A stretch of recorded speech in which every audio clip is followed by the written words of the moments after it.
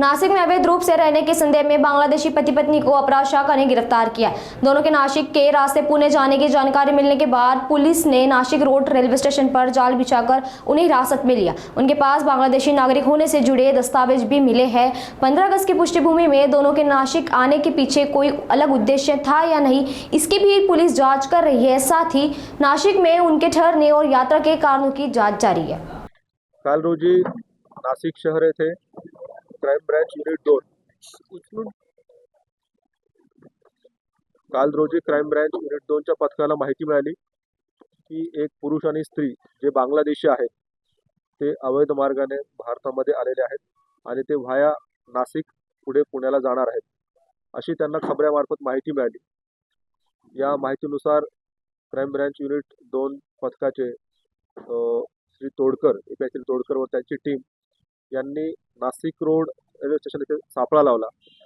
त्यांना मिळालेल्या माहितीप्रमाणे त्यांनी एक पुरुष व एक महिला यांना ताब्यात घेतलं। यांना ताब्यात घेतल्यावर असं लक्षात आलं की त्यांच्याकडे बांगलादेशी ते रहिवासी असल्याचे त्यांना त्यांच्या मोबाईलमध्ये त्याच्यासोबत पुरावे सापडले। या पुराव्यानुसार ते निष्पन्न झालं की हे व्यक्ती बांगलादेशी आहेत आणि हे बांगलादेशमध्ये मधून येऊन पुण्याकडे जात आहेत।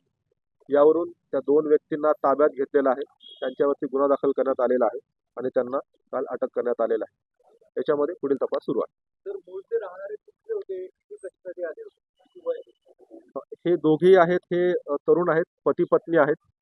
ते बांगलादेशवरून निघाले होते आणि ते पुण्याला जात होते असं प्रथमदर्शनी दिसतंय। ते पुण्याला नेमके कुठे कुणाकडे जात होते आणि ते बांगलादेशवरून कुठून आले याच्याविषयी आणखी तपास सुरू आहे।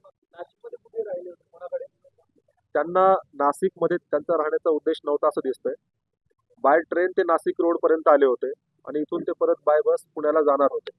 त्यांना नाशिकमध्ये राहायचं नव्हतं, म्हणून त्यांचं नाशिकमध्ये येतानाच आपल्याला माहिती मिळाली की ते नाशिकमध्ये थांबणार आहेत आणि स्टेशनवरती उतरणार आहेत। त्याप्रमाणे त्यांना स्टेशनवर आपण ताब्यात घेतलं। त्यांची नावं जी आहेत, मोहम्मद साकिब मुल्ला एका व्यक्तीचं नाव आहे आणि जी त्यासोबत महिला होती तिचं नाव आहे नाहिदा बादशाह मुल्ला। सद्यस्थितीमध्ये अजून असं काही स्पष्ट नाहीये, तपासामध्ये सर्व गोष्टी स्पष्ट होतील।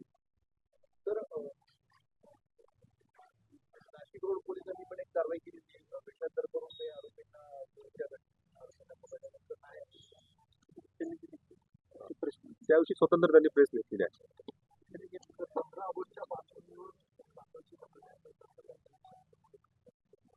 प्रथमदर्शनी असं काही दिसत नाहीये। हे नॉर्मल जे बऱ्याचदा आपण बघतो की काही उपजीविकेसाठी किंवा कामासाठी येतात त्या प्रकारचं आतापर्यंत दिसतंय। म्हणजे तरी त्याच्यामध्ये डिटेलमध्ये तपास केला जाईल।